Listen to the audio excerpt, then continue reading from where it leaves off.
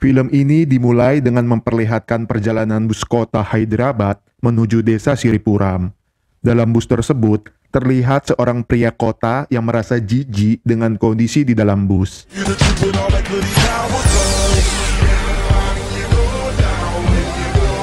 Dia adalah Pangeran Praven Jayaramaruju alias PJ, satu-satunya pewaris tahta kerajaan. 1 minggu sebelumnya, untuk membangunkan PJ tidur, para pembantunya harus rela menahan rasa sakit dihantam oleh botol mirasnya. Setelahnya, PJ beserta Amruta, teman kuliahnya, pergi ke kampus. Alih-alih belajar, PJ berjumawa bahwa tepat di hari ulang tahunnya, dirinya akan mengadakan pesta dan menggratiskan minum dan makan di diskotik. Sontak mahasiswa yang mendengar menjadi gembira ria.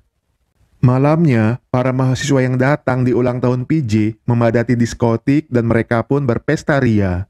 Selesai acara, seorang wanita bersama ayahnya datang menemui PJ. Dia adalah Sindhu yang mengaku sebagai pacar PJ. Tanpa penjelasan yang jelas, PJ memutuskan hubungan dengan Sindhu karena beda level dengan dirinya. Dengan sedih, ayahnya pun menyuruhnya untuk melupakan PJ dan pulang ke desa bersamanya. Di kediaman PJ, tepat di usianya yang ke-20, dirinya senang karena pengacaranya akan membacakan wasiat kakeknya. Dalam istana, terlihat kakeknya masih gentayangan mengawasi cucunya. Dalam acara tersebut, nampak hadir beberapa orang kaya lainnya yang menginginkan PJ sebagai menantunya. Dalam wasiatnya, pengacara PJ yang bernama Syarat memberitahu bahwa kekayaan kakeknya yang senilai 500 triliun rupiah akan diserahkan ke PJ jika memenuhi beberapa syarat yang ditentukan.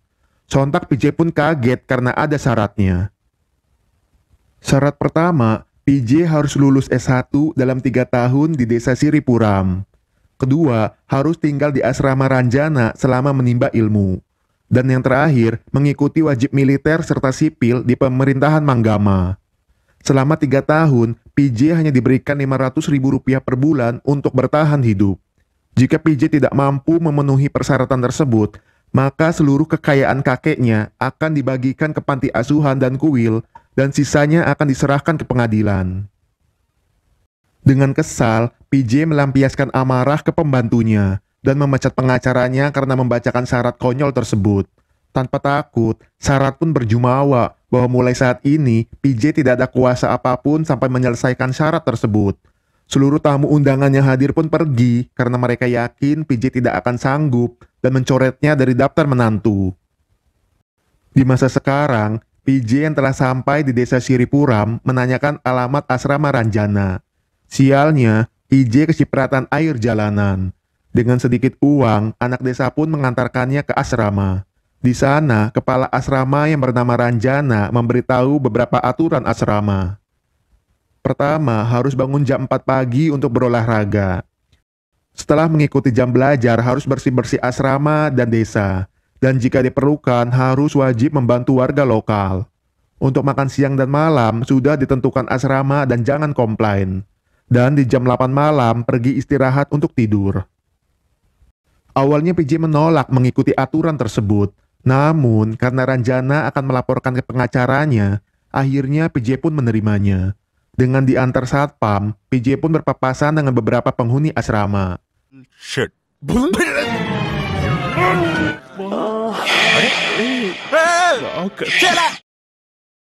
Setibanya di kamar, dengan marah, PJ memukul satpam karena menempatkan dirinya di kandang tikus. Sialnya, ketika ingin MCK, PJ pun harus mengantri demi mendapatkan giliran. PJ pun berkenalan dengan Kana. Kana menjelaskan, dalam satu kamar minimal diisi 8 orang, dan memperkenalkan teman-temannya. Kana adalah murid yang pintar di asrama, dan mereka semua termasuk Kana, memiliki kesamaan yaitu sama-sama berasal dari keluarga miskin. Untuk memenuhi kebutuhannya, PJ pun pergi ke minimarket. Sialnya, mantan pacarnya Sindhu adalah keponakan pemilik minimarket tersebut. PJ pun terkejut dan berusaha so akrab. Ketika ingin membayar barang-barangnya, Sialnya, kartu ATM-nya diblokir. Dengan malu, PJ pun hanya membeli sabun batangan dan deodoran. Malamnya, Sindu yang masih menyimpan rasa kepada PJ nampak senang. Namun, ayahnya yang mengetahui menginginkan Sindu melupakannya. Sebelumnya, Sindu adalah gadis tercantik di kampus yang menjalin cinta dengan PJ.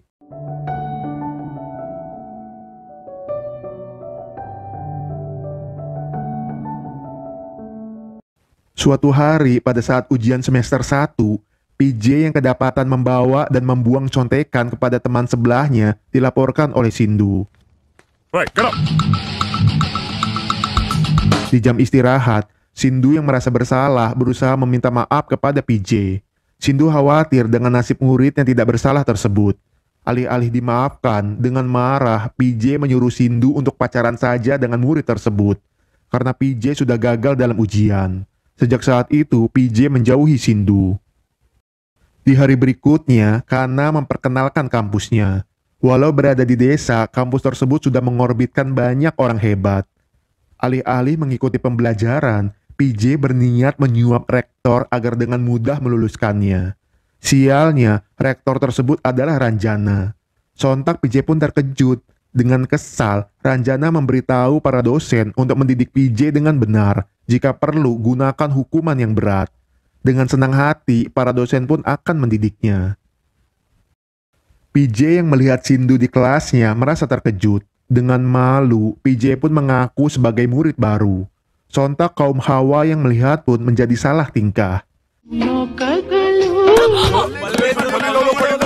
Di jam belajar, PJ memasang headset yang membuat Sindu kecewa. Sang dosen yang kesal di jam istirahat menemui PJ dan memberikan pelajaran.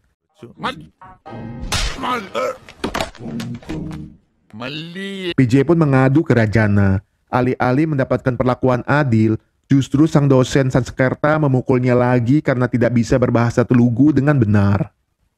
Sebelum tidur, PJ menyemprot ruangan kamarnya dan sialnya dirinya harus rela dipeluk teman sebelahnya.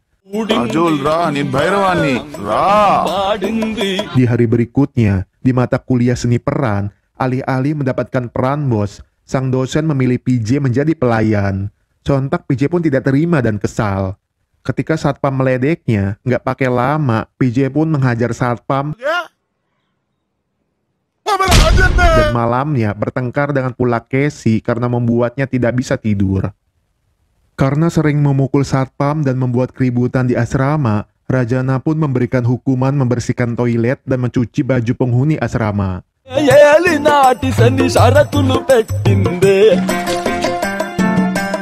Sialnya, PJ tidak becus membersihkan toilet dan bahkan merusak pakaian penghuni asrama.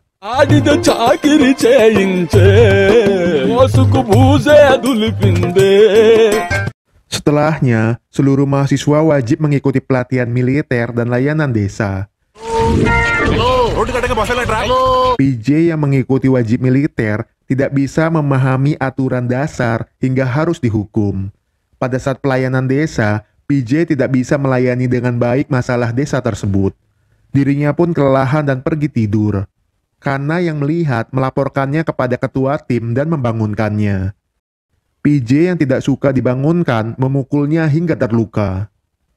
Rajana pun melaporkan kejadian tersebut ke keluarga Kana. Merasa tidak terima, dengan cepat keluarga Kana membawa PJ ke dalam mobil. Sontak membuat yang lainnya khawatir. Sesampainya di rumah Kana, alih-alih dihukum, justru ibunya memberikan PJ makan hasil dari suaminya melaut.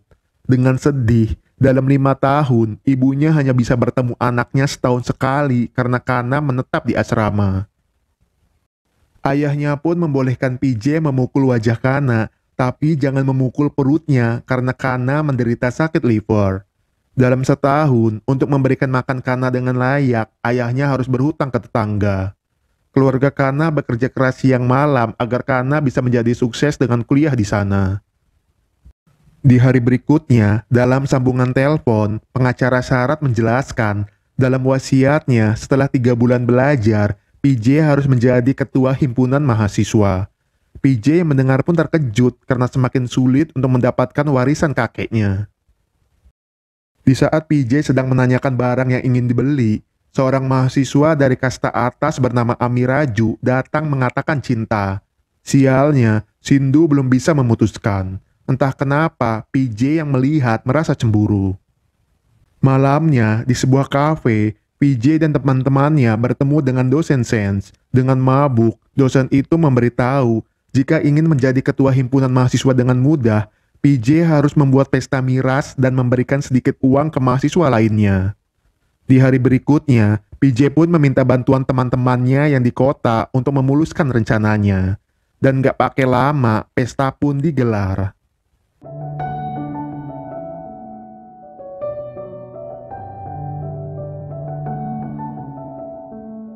Sialnya, pesta tersebut dilaporkan oleh teman Amiraju.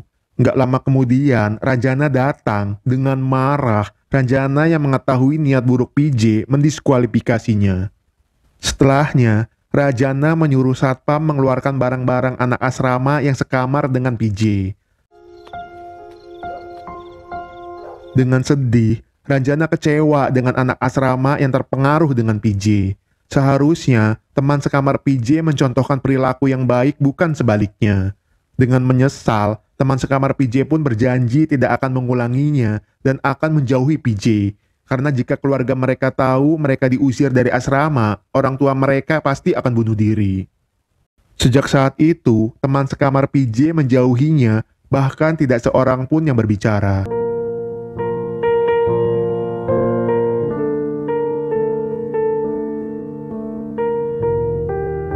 Amiraju pun senang melihat PJ tidak masuk kelas dan menuduhnya mabuk di luar.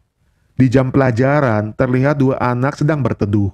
Ternyata mereka berdua pulang lebih awal karena sekolah mereka bocor akibat hujan yang deras. PJ yang melihat mengantarkan kedua anak tersebut. Sesampainya di rumah mereka, PJ mengingat kenangan masa kecilnya. Pada saat itu, dirinya dimarahi oleh ibunya karena bermain di saat hujan. PJ pun melihat ayahnya sedang menasihatinya. ఏం చేయరాం రాజు గారు ఎన్నిసార్లు చెప్పాను మీకు అల్లరి చేయకూడదు. Suara kencang jendela yang tertiup angin mengingatkan kenangan buruknya. Ternyata kedua orang tuanya meninggal karena kecelakaan. Accident అండి చాలా రక్తం. Namun PJ masih belum paham dengan kenangan tersebut. Malamnya ketika PJ ingin meninggalkan asrama, Kana memberikan sebuah kotak pemberian dari Rajana. Ternyata kotak tersebut berisi foto dan surat dari kakeknya. Dalam suratnya menjelaskan bahwa ayah PJ kuliah di desa Siripuram dan menikah dengan gadis desa tersebut. Pernikahan tersebut telah mencoreng nama baik keluarga dan kakek tidak merestuinya. Seiring berjalannya waktu, kakek menyesal karena telah mengusirnya. Ayahmu yang telah meninggalkan istana bisa menjadi pemimpin di desa tersebut. Namun, sebelum dirinya membangun desa, ayah dan ibumu tewas kecelakaan. Kakeknya berharap PJ bisa mengikuti jejak ayahnya karena untuk memimpin perusahaan dibutuhkan pemimpin yang kompeten. Dalam kotaknya juga berisi foto orang tua PJ, kerabat, warga desa, dan keluarga ibunya. Ternyata Rajana adalah paman dari PJ. Dengan berurai air mata, PJ pun sedih karena dirinya baru mengetahuinya. Pamannya pun memberikan PJ satu kesempatan lagi. Sejak saat itu, PJ berusaha mengubah sikapnya menjadi lebih baik. Bahkan di saat Amiraju mengompori warga desa karena mengadakan pesta buruk, PJ tetap menjaga sikapnya. Malamnya, teman sekamarnya akan mendukungnya lagi jika PJ telah berubah menjadi pribadi yang baik. Mereka juga membentuk tim PJSF yang berarti pasukan mahasiswa Pila Jamindar. Dengan bantuan Kana, PJ mencoba menyelesaikan masalah kampusnya. Sialnya, masalah kampusnya adalah PJ sendiri, karena jika PJ keluar, masalah akan terpecahkan. Kana pun meminta mahasiswa memberikan PJ satu kesempatan lagi. Di lain sisi, Amiraju merasa percaya diri akan menjadi ketua mahasiswa karena setengah dari mahasiswa berasal dari kasta mereka dan keluarga Amiraju adalah keluarga terpandang. PJ pun mulai serius mengikuti pembelajaran di kelas dan mencoba menerapkannya untuk membantu masalah desa. Mulai dari menutup lubang jalan dan mengecat kerbau agar terlihat di malam hari. Melihat para pria hidung belang mengintip para gadis turun dari bus, PJ pun membuat pijakan batu agar lebih mudah untuk turun. Dalam militer, untuk pertama kalinya, PJ menggendong seorang nenek yang sedang sakit untuk diperiksa kesehatannya. Sedangkan rivalnya, Amirajo mencoba mempromosikan dirinya lewat TV. Kemudian mengawal para gadis mandi dan memberikan brosur kampanye ke banyak mahasiswa. PJ yang membeli barang di pasar terkejut dengan seorang nenek yang hanya mendapatkan keuntungan Rp10.000 per hari tapi tetap semangat bekerja dan menceritakannya ke Kana. Kana menjelaskan kebahagiaan itu berasal dari hati bukan materi dan tidak perlu kaya raya untuk bisa bahagia. Setelahnya, salah satu ayah dari teman sekamar PJ meninggal karena sakit yang diderita. Nggak pakai lama, PJ pun membantunya untuk mengkremasi. Karena yang melihat menyebut PJ hanyalah pencitraan karena sesuai aturan adat hanya penduduk lokal lah yang harus menggotong. PJ pun marah dengan adat tersebut karena yang PJ lakukan hanya untuk membantu temannya. Melihat PJ telah berubah, Sindu mengungkapkan rasa sukanya. Sindu lebih menyukai PJ yang sekarang ketimbang yang dulu. Mendengar hal itu, PJ pun terkejut dan senang. Sejak saat itu, mereka resmi berpacaran. Di hari debat pemilihan ketua mahasiswa, Amiraju menjelaskan visi dan misinya. Alih-alih untuk kemajuan kampus, Amiraju malah menyampaikan visi dan misi menjadi kepala desa. Amiraju memberitahu yang lain bahwa PJ datang terlambat karena kebiasaan buruknya bermabukan. PJ pun membenarkan bahwa dirinya pemabuk. Tapi, cara berpikirnya dengan Amiraju sangat berbeda. Jika PJ terpilih menjadi ketua mahasiswa, dirinya akan membenahi kampusnya menjadi lebih baik. Amiraju yang percaya diri berjumawa bahwa dirinya akan menang, karena setengah dari mahasiswanya berasal dari kastanya. Sialnya, kasta Amiraju pun menolak dirinya karena PJ dalam membantu teman yang kesusahan tidak membeda-bedakan kastanya. Alhasil, PJ pun terpilih menjadi ketua mahasiswa. Pada saat ujian semester akhir, Sindu pun terkesan dengan PJ yang mengisi lembar ujian tanpa menyontek. Dan beruntungnya, PJ pun dinyatakan lulus. Setelahnya, pada saat wisuda, Kana datang dengan mengendarai sebuah mobil. Ternyata, Kana keluar dari kampus karena mendapatkan kerja di perusahaan cat besar di kota. Kana direkrut pada saat dirinya berhasil menyulap kapal ayahnya yang berkarat menjadi tidak berkarat. Teman sekamar PJ pun semuanya lulus. Praveen Jayaramaraju, Vika. Ketika PJ dipanggil ke atas panggung untuk diwisuda, Amiraju dengan lantang membocorkan rahasia bahwa semua yang dilakukan PJ adalah pencitraan demi warisan kakeknya. Sontak yang lain pun terkejut mendengar kebenarannya. Namun, Kana menjelaskan, sehari sebelum pemilihan ketua mahasiswa, dengan setia, PJ menjaga Kana. Pada saat itu, Kana akan divonis mati jika tidak mendapatkan donor hati. Harga untuk donor hati sebesar 500 juta rupiah.